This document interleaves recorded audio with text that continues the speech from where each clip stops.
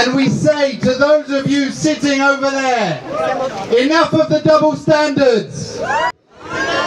Enough, enough, enough. That's why we are here today to tell the United Nations Human Rights Council, stop applying double standards toward Israel. It's unfair. Stop portraying Israel as a serial violator of human rights. It's wrong. Stop putting the democratic state of Israel on the same level as the terror regime of Hamas. It's an insult. I made it clear that the Israeli Defense Force had taken greater steps than any country, than any army in the history of warfare to protect the lives of civilians in a combat zone. Everyone would. But Hamas's aim is not to damage Israel, it's to force Israel to kill Palestinian civilians. That's its strategy. And its strategy is seen working in action today, because its strategy is to then exploit those deaths, the death of its own people that it has caused through propaganda, through manipulation of the media, to bring about unbearable political pressure on the state of Israel. And for example, the kind of debate, the kind of lies that are being beamed around the world from here today. This is Israel, this is Hamas's strategy in action.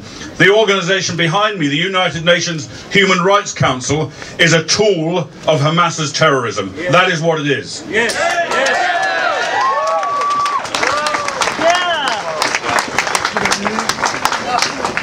Ladies and gentlemen, this report is worse, it is more dangerous than the Goldstone report. Some people have said it's more balanced, but the danger is in that perception of balance. Yes, it says that Hamas may have committed war crimes, and yes, people will think, well, that's a fair comment, it's a criticism of Hamas.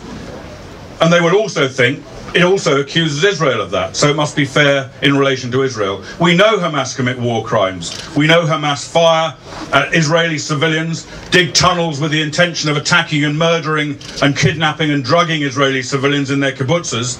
We know that they do it from within their own population. We know they use UN schools. We know they use hospitals. We know they use protected buildings. We know they use houses. So we know they commit war crimes. Yes, they do. Hamas commit war crimes in every act they carry out. Israel does not. Switzerland's relationship with Israel began long before Switzerland formally recognized the State of Israel on January 25th, 1949.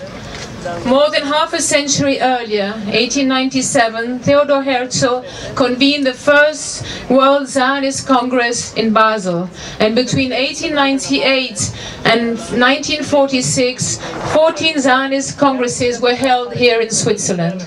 And indeed, the last Zionist Congress before the outbreak of World War II and the genocide of 6 million Jews, European Jews, took place here in Geneva in August 1939, just when things were getting really horrible already in the east of Europe.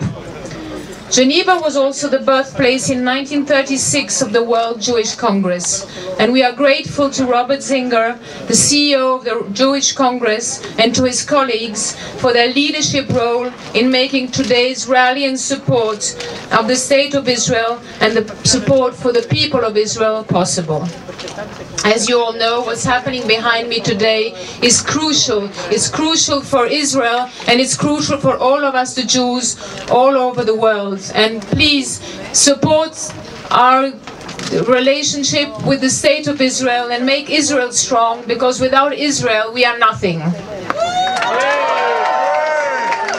Israel uses its missiles to protect people.